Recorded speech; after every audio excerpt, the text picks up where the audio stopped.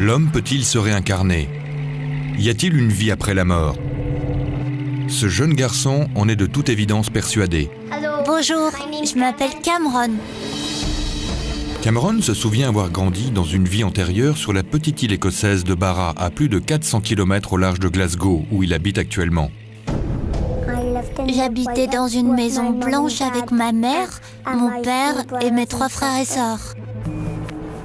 Apparemment, il était à Barra. Et tout à coup, il est tombé et a atterri dans mes bras. Si je lui demande « Qu'est-ce que tu entends par là ?», il me répond « J'étais à Barra et je suis tombé dans une sorte de trou ». Des enfants du monde entier prétendent se souvenir de vies antérieures. C'est un phénomène particulièrement intéressant. Avec l'aide du psychiatre Jim Ticker, Cameron et sa mère vont essayer de percer le mystère de sa soi-disant vie antérieure à Barra. Existe-t-il des explications rationnelles aux coïncidences étonnantes qui vont suivre? Ou faut-il y voir l'œuvre de forces surnaturelles?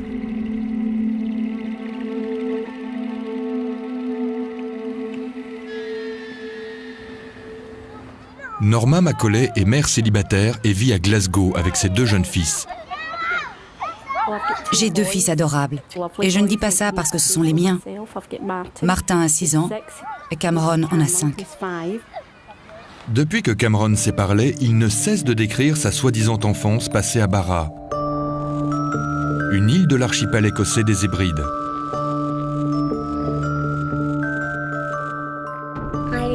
Je vivais dans une maison blanche avec ma mère, mon père et mes 3 frères et sœurs.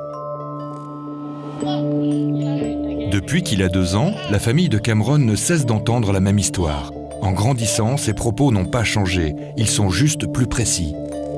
Norma ne comprend pas comment Cameron peut bien connaître l'île de Barra, et encore moins comment il peut relater des souvenirs aussi nets sur une soi-disant vie antérieure sur l'île. Au début, je me suis dit, il cherche à nous faire marcher. Et puis j'ai commencé à me poser des questions. Comment peut-il bien connaître le nom de cette île? Pourquoi Barra? Nous n'y avons jamais mis les pieds et nous ne connaissons personne là-bas. Barra se situe au large de la côte ouest de l'Écosse, à 400 km de Glasgow, soit à 1 heure de vol ou une longue journée de traversée en mer. Ce minuscule territoire des îles britanniques n'abrite guère plus d'1 millier d'habitants.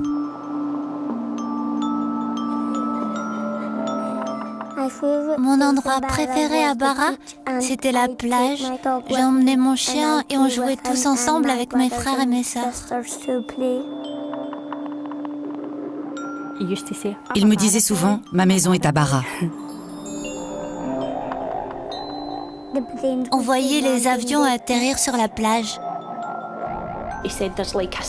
Il disait que les avions se posaient sur le sable. À Barra, il y a plein d'espace pour jouer, alors qu'ici, les maisons sont collées les unes aux autres.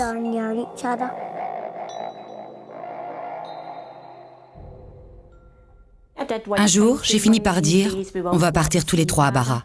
Et là, Cameron m'a répondu « Je vais vous montrer ma maison et vous faire faire le tour de l'île. On verra ton papa de Barra ?» Non, Pourquoi non? parce qu'il est mort. Il est mort? Il dit que son papa de Barra n'a pas regardé avant de traverser. Mon papa de Barra s'est fait renverser. Cameron prétend même connaître le nom de son père à Barra. Shane Robertson.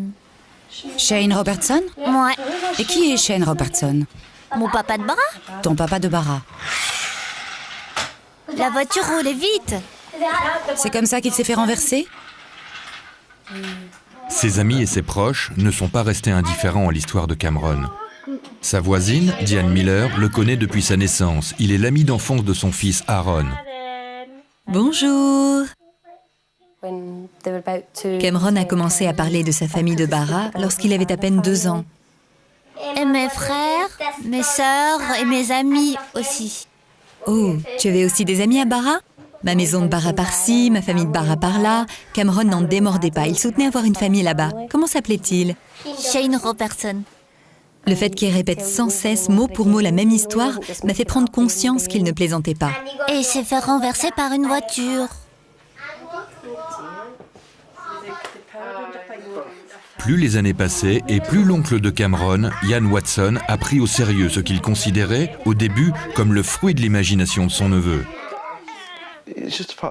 Il a toujours été constant dans ses propos, ne s'est jamais contredit et répète la même histoire depuis 3 ans sans jamais avoir fait preuve de la moindre hésitation.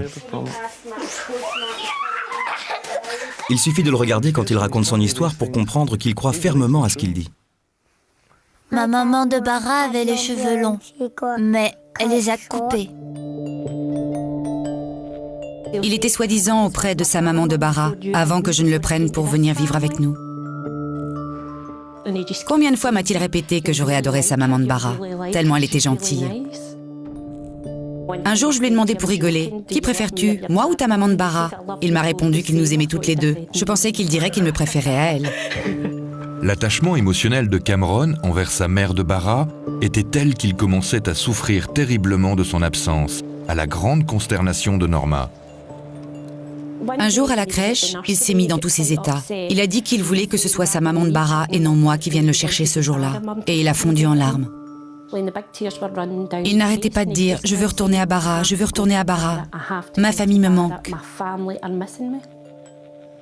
Mettez-vous à ma place. Que répondre dans ces cas-là?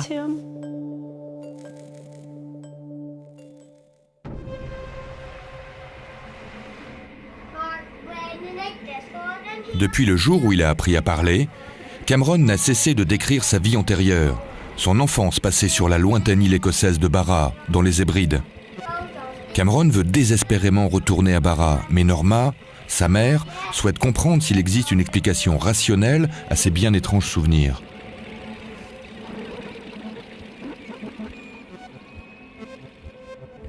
Je suis quelqu'un de très ouvert, et pourtant je me sens totalement dépassée par ce qui arrive à mon fils. Je suis persuadée que Cameron connaît Bara.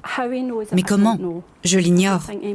Et en toute franchise, je ne pense pas que quelqu'un puisse répondre à ça. Je n'exclus aucune possibilité, mais j'ai besoin de comprendre. J'aimerais juste savoir s'il a vu tout ça à la télévision ou si la maison dont il parle existe réellement. Pour lever ce mystère, Norma décide de frapper à la porte du psychologue Chris French, rédacteur en chef du magazine The Skeptic, qui démystifie les phénomènes paranormaux. Elle espère qu'il sera en mesure de lui fournir une explication rationnelle. Je pressens immédiatement si les soi-disant souvenirs réels d'un enfant ne sont en fait que le fruit de son imagination, qui, comme on le sait, est débordante à cet âge.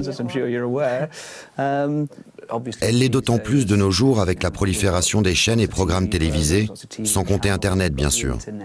Ne pensez-vous pas qu'il ait tout simplement vu tout ce qu'il décrit à la télévision ? Je ne dis pas que c'est impossible, mais je n'ai jamais vu de programme télévisé portant sur Bara. Et à ma connaissance, Cameron n'a jamais regardé la télévision seul. Mais il se peut que quelqu'un que vous ne voyez peut-être plus lui ait raconté une histoire qui se passe à Bara. Je ne vois pas qui. Et quand bien même, comment expliquer que son frère Martin, qui n'a qu'un an de différence, ne connaisse pas Bara? Encore une fois, il est probable que... Ce que j'essaie de vous dire, c'est ce que je pense. Croyez-moi, je ne remets pas en doute vos propos. Moi non plus, mais croyez-moi, je sais avec certitude que personne ne lui a jamais parlé de Bara. Tous mes proches sont formels. Ils ne connaissent personne qui y soit déjà allé. D'accord, mais il ne s'agit pas forcément de quelqu'un de votre entourage. Écoutez-moi, 2 cas de figure sont possibles. Soit votre fils a entendu parler de Bara, soit, et les probabilités sont minimes, nous sommes confrontés à un phénomène bien plus complexe et intéressant. Norma ressort de cet entretien avec plus d'interrogations que d'éléments de réponse. Est-il possible que l'histoire de Cameron ne relève pas du fruit de son imagination ? Norma décide d'aller plus loin et de s'entretenir avec Karen Majors, psychopédagogue, spécialiste des enfants et de leurs mondes imaginaires. Enchantée. Enchantée. Je suis la maman de Cameron. Le cas de Cameron est fort intéressant. La manière dont il décrit son univers est bien loin des amis et mondes imaginaires que les enfants, y compris ceux en bas âge, ont pour habitude de se créer. Et il ne parle pas d'amis invisibles, de compagnons de jeu, mais de faits réels.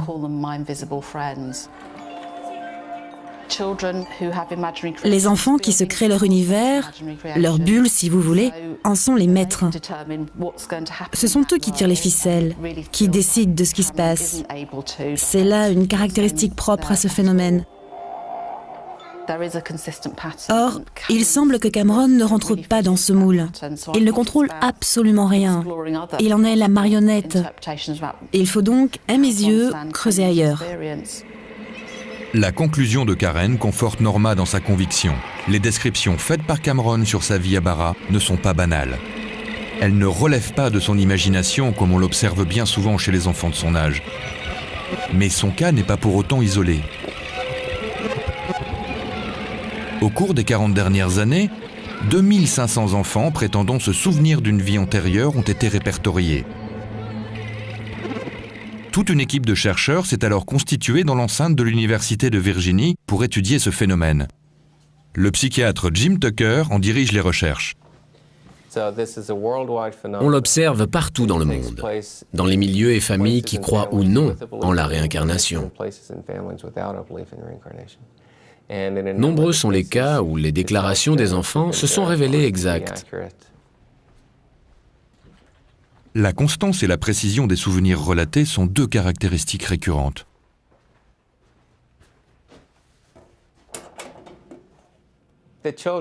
Les enfants commencent généralement à parler de leur vie antérieure à un très jeune âge, vers 2-3 ans. Certains restent purement factuels, alors que d'autres montrent de l'empathie et éprouvent de la nostalgie envers leur ancienne famille. Jim enregistre les témoignages des enfants pour ensuite rechercher un lien possible avec une personne ayant vécu par le passé. Bon nombre de cas recensés semblent défier les lois du rationnel.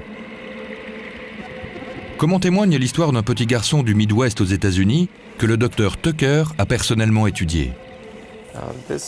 C'est le cas particulièrement intéressant d'un enfant prétendant être la réincarnation de son grand-père. Selon lui, Dieu nous donne une carte pour revenir sur Terre. C'est cette carte qu'il a voulu représenter ici sur son dessin. Gus Taylor est le petit garçon qui a dessiné cette fameuse carte. Il affirme depuis son plus jeune âge être la réincarnation de son grand-père. Gus a aujourd'hui 10 ans. Un jour, alors que je changeais la couche de mon fils sur sa table à langer, il devait avoir 1 an et demi. Il m'a regardé et m'a dit « Tu sais, quand j'avais ton âge, je changeais souvent ta couche. » J'étais sidéré. C'est son grand-père qui lui a donné le nom de Gust. Gus, c'est son diminutif. Son grand-père est mort 1 an avant sa naissance. Il ne l'a donc jamais connu. Mais il prétend en être la réincarnation. Chaque fois que l'on parlait de grand-père Augie, il disait « Vous parlez de moi ?» Il était si catégorique qu'on avait l'impression que ça coulait de source. Je suis où? Là. Là. Tu me vois ailleurs sur les photos? Gus avait 4 ans lorsque Ron lui a donné un vieil album de famille. À la surprise de ses parents, Gus a été capable de reconnaître son grand-père sur une vieille photo de classe et d'identifier la première voiture qu'il s'était offerte. Il m'a montré une photo et je lui ai dit que c'était ma première voiture. Mon père a répondu, alors ça c'est étrange. C'est en effet sa première voiture. C'est plutôt effrayant. Le sentiment de contrariété de Cathy et Ron face à la capacité de Gus à identifier son grand-père sur les photos va très vite laisser place à la consternation. Gus et moi étions en train de papoter lorsqu'il a commencé à parler de grand-père Augie, ce qui n'était pas inhabituel en soi. Je lui ai alors demandé « Lorsque tu étais grand-père Augie, tu avais des frères et sœurs ?» Il m'a répondu qu'il avait une sœur, mais qu'elle était morte. Sa réponse m'a interpellée parce qu'il n'y a pas eu de décès dans la famille. Je l'ai regardé et il m'a dit « On l'a retrouvée morte noyée. De méchants garçons l'ont tuée. » Je suis resté sans voix. J'étais abasourdi. Je me demandais comment il pouvait savoir une chose pareille. On aurait apparemment retrouvé le corps de sa tante assassinée dans la baie de San Francisco. Je ne comprenais pas comment il pouvait connaître les circonstances de sa mort. D'autant plus que ce sujet était resté tabou dans la famille. Entendre mon fils parler de la mort de sa tante alors qu'il n'avait jamais connu son grand-père, ni même sa tante d'ailleurs, m'a fait prendre conscience qu'il y avait quelque chose de pas clair dans toute cette histoire. La réincarnation fait très peu d'adeptes en Occident. Selon Chris French, ceux qui adhèrent à cette doctrine y trouvent un réconfort face à la mort.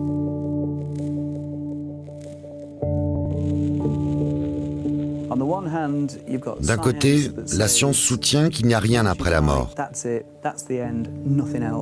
D'un autre côté, il y a tout un courant de pensée qui prétend qu'il y a une vie après la mort, que nous retournons auprès de nos êtres chers. Vu sous cet angle, l'homme renaît perpétuellement. Qu'y a-t-il de plus plaisant? Chacun de nous aimerait croire qu'il en est ainsi.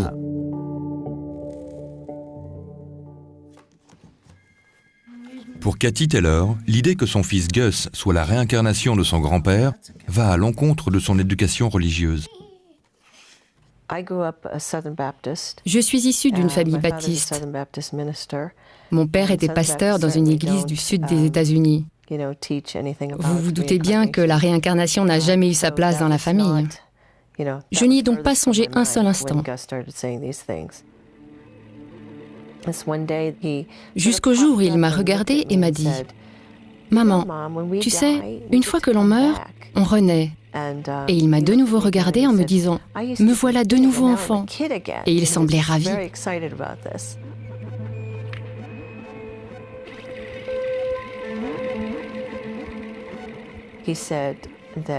Il disait que Dieu lui avait donné un ticket. Il faisait également référence à un hublot. Il serait soi-disant passé à travers un hublot pour se retrouver dans la peau d'un enfant.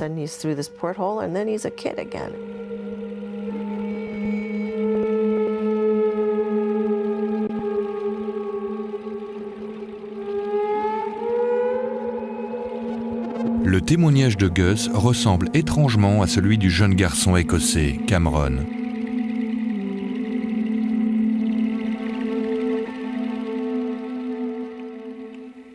Il dit être tombé et s'être retrouvé ici. Lorsque je lui pose la question « Comment ?», il me répond qu'il était à Barra, qu'il est tombé et atterri dans mes bras.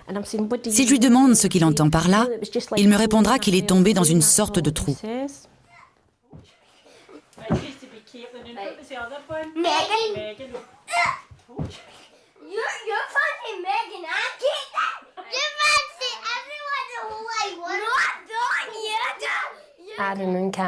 Un jour, alors qu'Adam et Cameron étaient en train de jouer, j'ai entendu Adam dire que ce n'était pas si grave de mourir, parce que Cameron lui avait dit qu'après la mort, on renaît dans le corps de quelqu'un d'autre. Norma s'est vite rendu compte qu'il n'existe pas de réponse simple aux interrogations soulevées par les souvenirs mystérieux de Cameron. Suite aux demandes incessantes de son fils, Norma se décide finalement à amener Cameron à Barra. C'est tout réfléchi, nous partons pour Barra.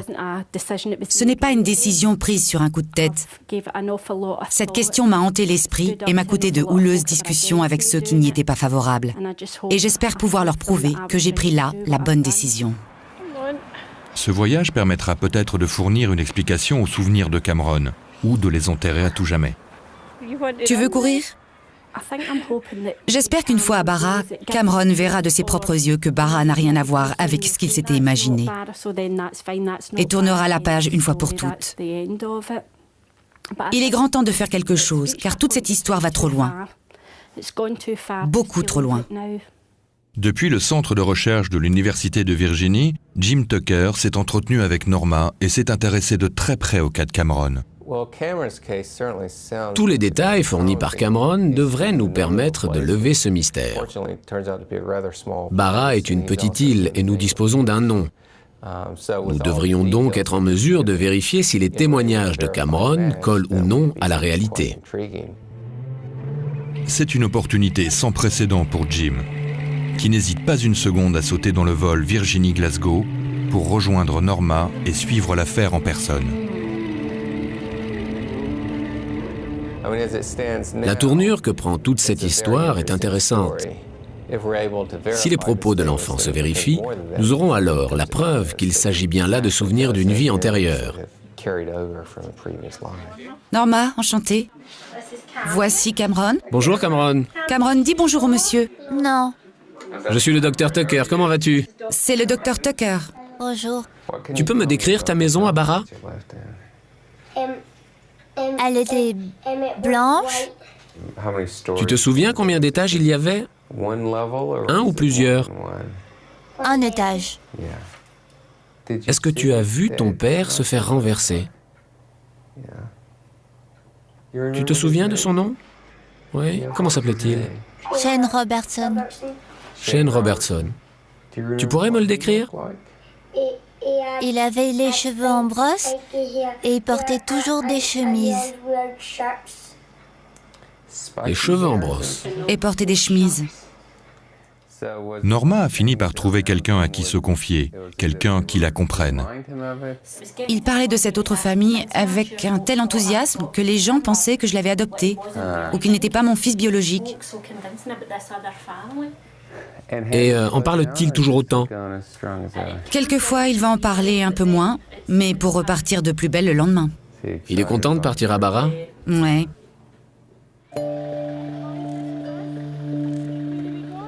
Après avoir entendu Cameron parler de sa soi-disant vie antérieure sur cette île lointaine pendant 3 longues années, Norma et Martin l'emmènent pour un voyage vers une autre vie. Comment va-t-il réagir? Cette confrontation va-t-elle le bouleverser? Que faire si tout ce qu'il a décrit est réel?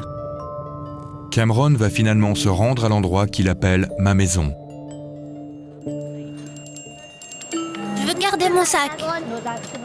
Le psychiatre Jim Tucker, expert dans ce type de phénomène, va les accompagner. Cameron dit s'être rappelé Robertson et avoir vécu dans une grande maison blanche avec plein d'autres enfants. Il dit avoir eu un chien noir et blanc. Sa maison donnait sur la mer, depuis laquelle il regardait les avions atterrir sur la plage. Est-ce que ces souvenirs manifestes peuvent correspondre à la réalité ? On pourrait craindre que ce voyage soit traumatisant pour Cameron si les souvenirs qu'il décrit se confirment. Or, c'est bien souvent le contraire qui se produit. C'est en effet en retournant sur les lieux que l'enfant parvient à se libérer.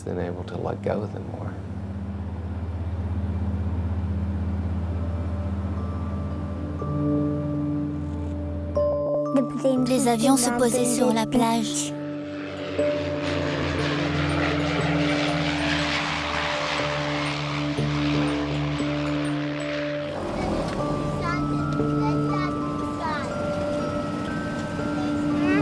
Je t'avais bien dit que c'était vrai.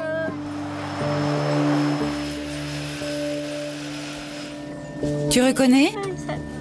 Oui.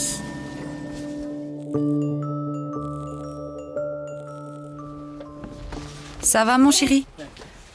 Oui? Tu es un grand garçon.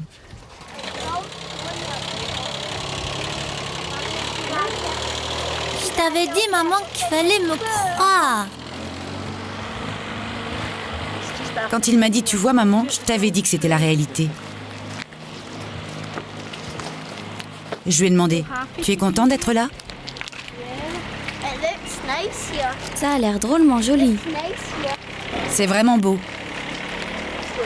Une fois descendus de l'avion, ils vont récupérer leurs bagages.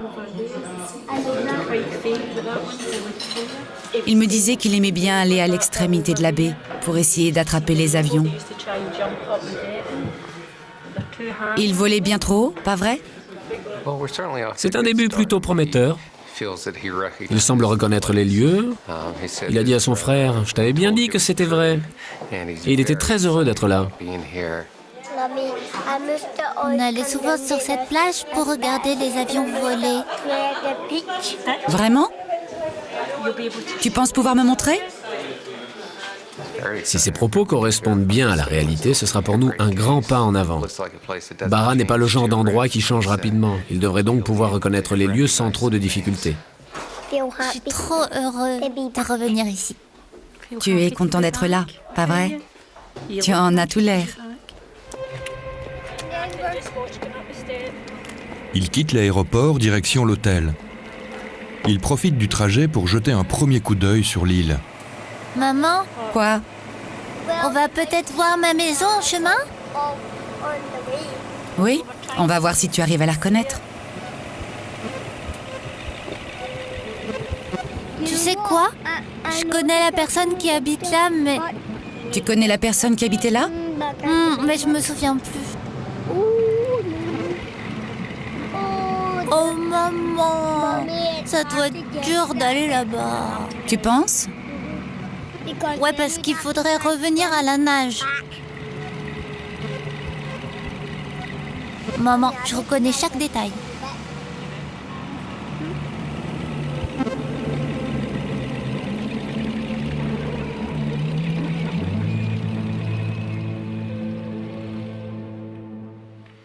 Cameron, ne saute pas sur le lit, tu m'entends? Tu te rends compte qu'on est ici à Barra? Ouais, rien n'a changé. Je reconnais la plage. Tu la reconnais? Cette île m'a l'air magnifique, non? Oui. Dis-moi ce que tu aimerais faire demain quand tu... Aller à la plage.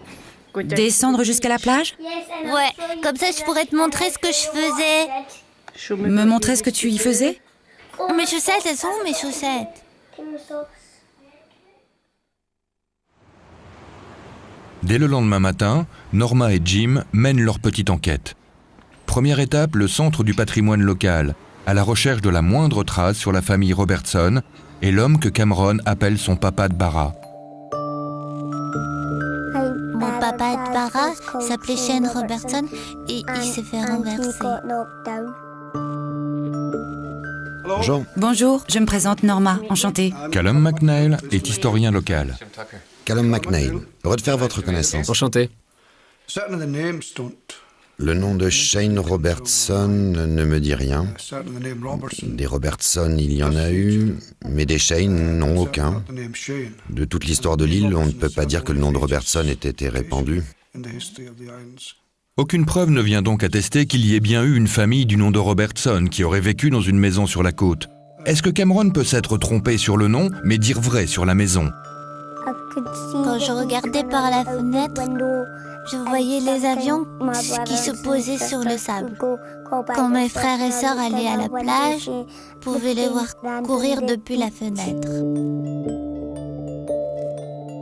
Dans notre maison, il y avait un téléphone comme celui-là.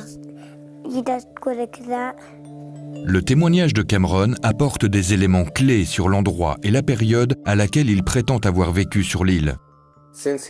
De quelle époque peut-il bien s'agir, sachant qu'il a parlé d'avion et de téléphone? Très probablement après la guerre. Après, Oui, après la guerre.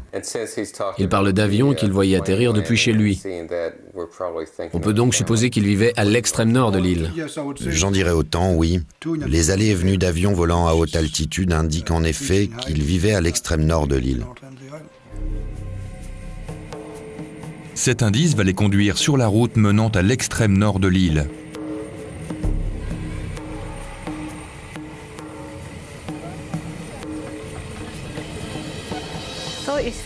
Il paraissait bien aller, mais je ne vous cache pas que j'étais très inquiète. J'espérais qu'il reconnaisse quelque chose pour son bien et le mien, car il nous fallait absolument lever le voile sur cette affaire.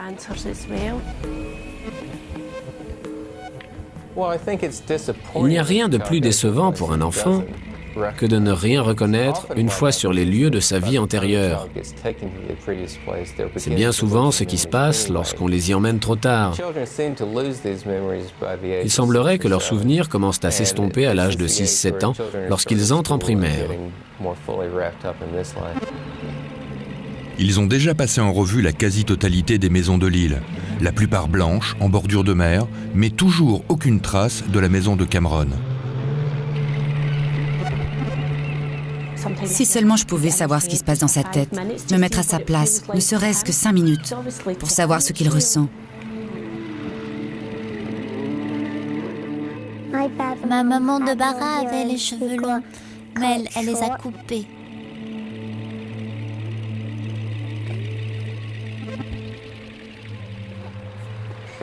Alors que la déception gagne Jim et Norma, Cameron, lui, est tout simplement heureux d'être à Barra. Il ne tient pas en place tellement il est heureux d'être là. Hier, il m'a même demandé si sa joie se lisait sur son visage. Il n'a pas arrêté de répéter à son frère « Tu vois, je t'avais bien dit que c'était la vérité, que je ne mentais pas, tu vois ?» En dehors des avions qui atterrissent bien sur la plage, aucun autre lien ne peut être établi entre les souvenirs de Cameron et la réalité. J'ai eu une discussion avec lui ce matin pour qu'il sache que ce n'est pas grave s'il ne se souvient pas de quelque chose et que si ça arrive, il ne doit pas se sentir obligé de quoi que ce soit, mais nous dire simplement « je ne me souviens plus ». Et il m'a répondu « ne t'inquiète pas maman, je te dirai la vérité ».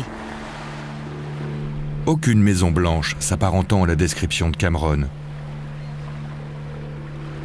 Pas de chien blanc et noir, pas de famille Robertson non plus. Ils retournent à l'hôtel sans la moindre piste.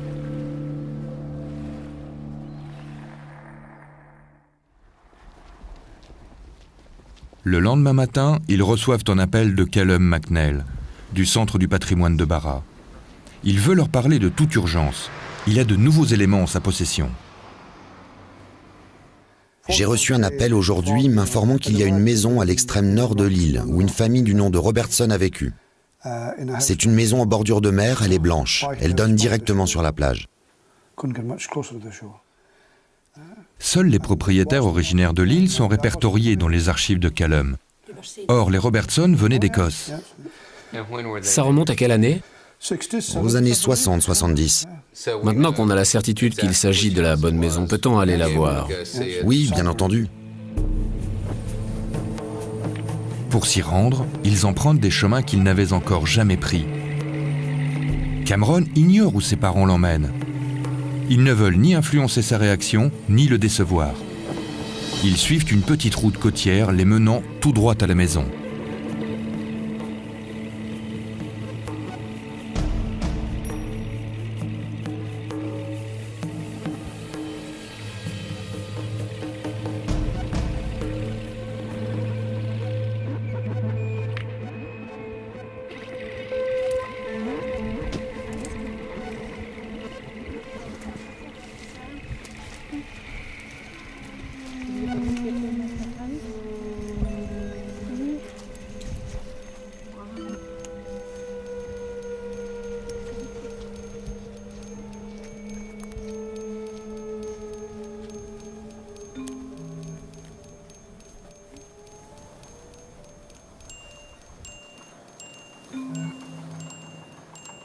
Que se passe-t-il? Ça ne va pas? C'est ta maison, c'est ça? Il ne faut pas que ça te rende triste. C'est ta maison, pas vrai? Ne t'inquiète pas. Qu'est-ce qui se passe? Je pense qu'il est sous le choc. Ça va aller. Ça te rend nostalgique, c'est ça? Cameron, de nature si bavard, ne dit plus un mot.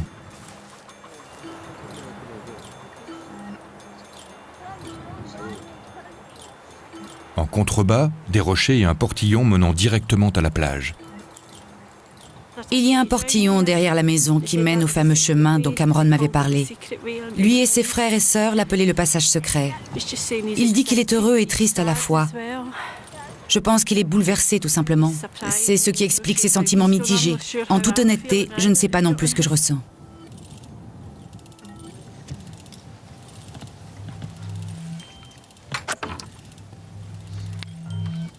On peut entrer?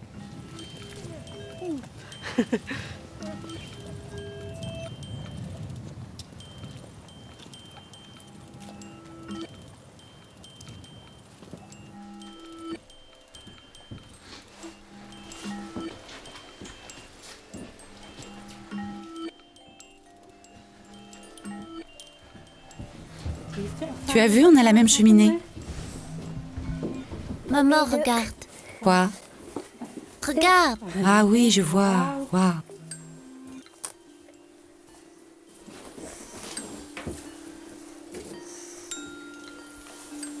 Ça va? Bien que les meubles et l'intérieur soient récents, quelques éléments de la maison, notamment la cheminée, sont restés en l'état depuis des décennies.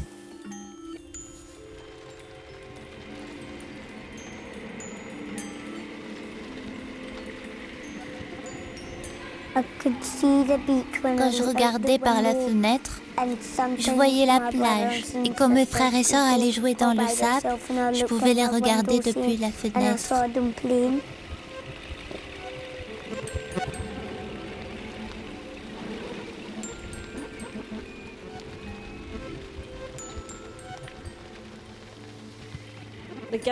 C'était la chambre des filles? Oui. Et la chambre des garçons était dans l'autre pièce? Oui.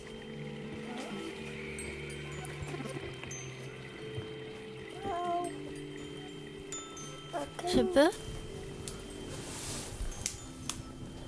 C'était exactement pareil? Non. L'allume-cheminée n'y était pas? Tu es content de revoir ta maison?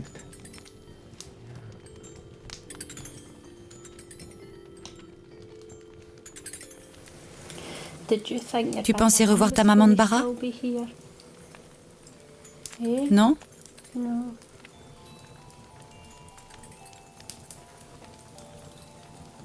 Elle te manque? Je suis là, moi.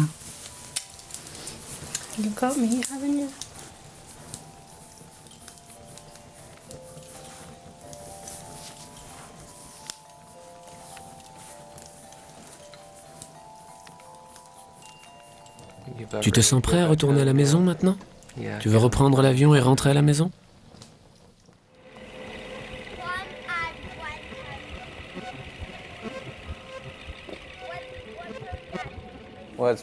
Ce voyage a été fructueux. À notre arrivée sur l'île, nous n'avions en notre possession qu'un nom et la description d'une maison. Au final, nous sommes parvenus à découvrir qu'il y a bien eu une famille du nom de Robertson qui vivait dans une maison comme celle décrite par Cameron. L'enquête n'est pas finie. Il nous reste encore à vérifier si les propos de Cameron sur sa supposée famille de Bara correspondent eux aussi à la réalité.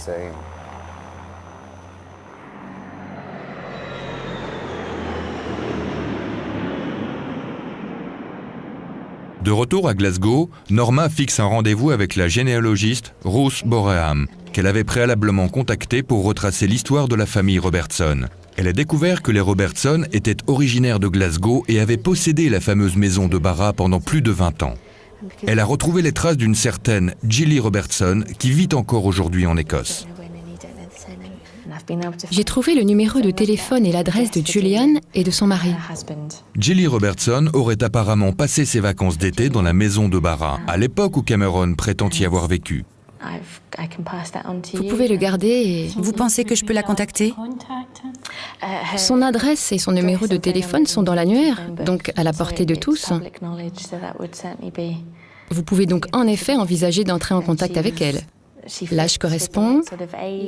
Elle a 2 fils, 2 frères et une sœur. C'est incroyable. Norma a désormais entre les mains les coordonnées d'un membre de la famille des Robertson. Leurs questions ne vont pas rester sans réponse.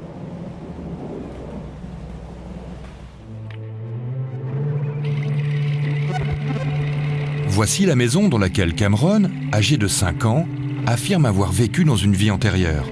Il soutient y avoir grandi avec sa famille, les Robertson.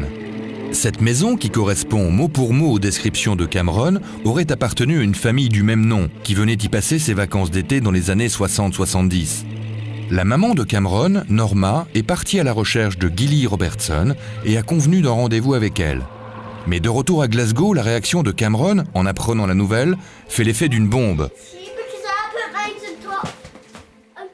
La nuit dernière, Cameron a littéralement explosé. On était en train de rigoler, tout allait bien, et en l'espace d'une seconde, il a fondu en larmes. Il était terrifié. Il s'en est même pris à son frère. Cameron, Cameron! Il est passé des rires aux larmes en un clin d'œil. Je sentais bien qu'il était bouleversé. Il me suppliait de ne pas y aller. Et puis ce matin, il s'est réveillé et est venu me voir pour que je lui parle de Gilly Robertson. Ça m'a fait bizarre d'entendre mon fils me poser la question. Est-ce que Gilly peut être ma sœur, vu qu'elle a vécu en même temps que moi dans cette maison? Il est finalement d'accord pour la rencontrer. Bonjour. Bonjour, Norma, enchantée. Gilly, enchantée. Voici Cameron et Martin, le grand frère de Cameron. Je pense que Cameron était effrayé à l'idée de rencontrer celle qui pourrait bien être sa sœur. Il avait peur d'être obligé de retourner auprès de sa famille de Barra. Voici la maison. Et en contrebas, la magnifique plage. C'était comme ça quand tu étais à Barra? Et tu as trouvé la maison changée quand tu y es retourné? Il l'a trouvée changée. Oui, moi aussi je trouve que la maison a beaucoup changé. Le nouveau propriétaire l'a rénovée dans un style plus moderne. Je jouais sur la plage, j'emmenais mon chien et je m'amusais à lui lancer un bâton. Lorsque vous alliez à Barra, avez-vous le souvenir d'avoir eu un chien? Ah, vous devez parler du chien de Callum et Peggy qui habitaient dans cette maison. Ils avaient un chien de troupeau. Le chien noir et blanc dont parle Gilly correspond à la description qu'en avait fait Cameron. Qu'en est-il de Shane Robertson, le supposé père de Cameron?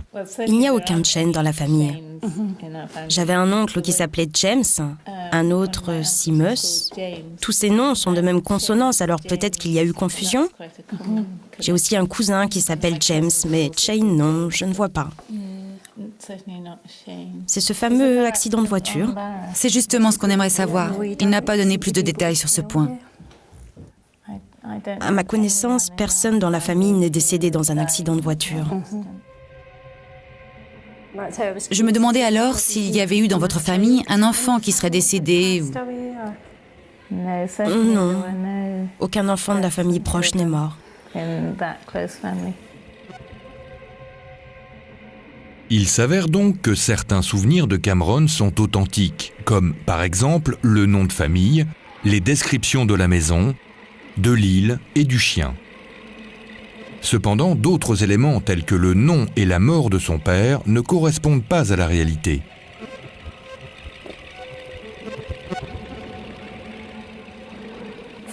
Au début, j'espérais que les souvenirs de Cameron étaient exacts. Et puis, en y réfléchissant bien, je me suis dit que ce serait bien trop étrange tout de même si tout collait mot pour mot à la réalité. De nombreux souvenirs coïncidaient avec les propos de Gilly. D'autres non. C'est peut-être normal après tout. Si ma sœur et moi devions évoquer des souvenirs communs, nous en aurions probablement une perception différente.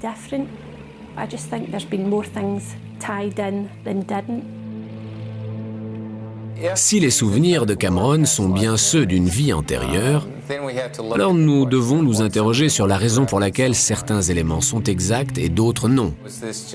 S'agit-il de simples et étonnantes coïncidences ou faut-il y voir quelque chose d'autre?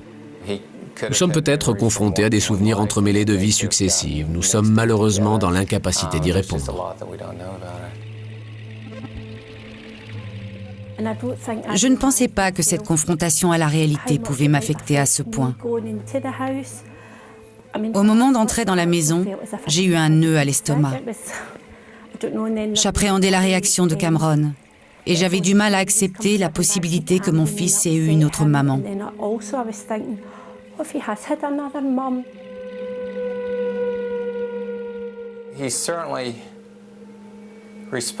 La manière dont Cameron a réagi montre clairement son attachement à cette maison.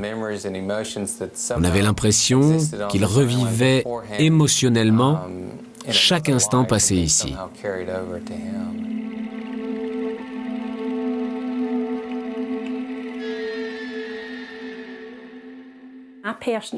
Toute cette histoire est plus compliquée qu'elle n'en a l'air. Chacun est libre de se faire son propre jugement, mais à mes yeux, il ne fait aucun doute que mon fils a dit vrai. Il reste des zones d'ombre qui, à mon avis, ne pourront jamais être élucidées. Il n'existe donc pas de réponse claire.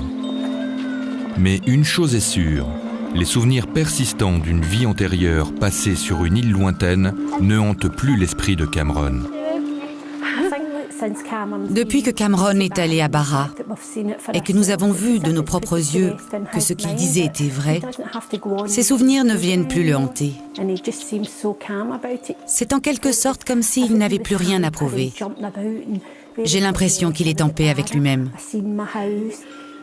C'est incroyable comme les choses ont changé.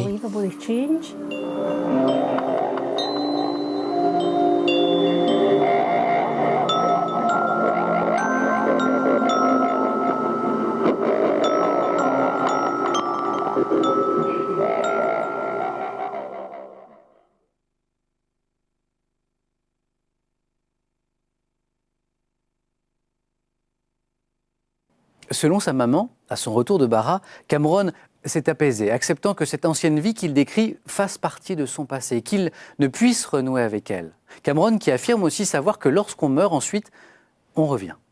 Dans un registre moins surprenant, moins troublant, les amis invisibles. D'après une étude américaine, près des 2/3 des enfants ont ou ont eu un ami imaginaire, un compagnon imaginaire qui apparaît vers l'âge de 3 à 5 ans et qui accompagne l'enfant jusqu'au début de sa scolarité, parfois au-delà. Et puis, il y a le sentiment de déjà-vu. À un degré moindre que Cameron, vous en avez sans doute déjà fait l'expérience, cette sensation d'avoir déjà vécu un événement ou une situation présente, d'avoir déjà connu cette personne que pourtant vous rencontrez pour la première fois ou d'avoir déjà entendu à l'identique cette phrase que l'on vient de prononcer devant vous. Est-ce que c'est grave ? Non, les psychiatres ne considèrent pas cet événement comme une maladie mentale, mais comme ce qu'ils appellent un phénomène du quotidien. Et les neurologues avancent quelques explications, soit une sorte d'épilepsie frappant les lobes temporaux, soit un déphasage temporel entre l'arrivée d'une information visuelle, auditive, en 2 points du cerveau. On se retrouve après une courte pause pour la suite de ce Planète Société. Et ne vous inquiétez pas si tout à l'heure vous avez l'impression de m'avoir déjà vu, c'est normal.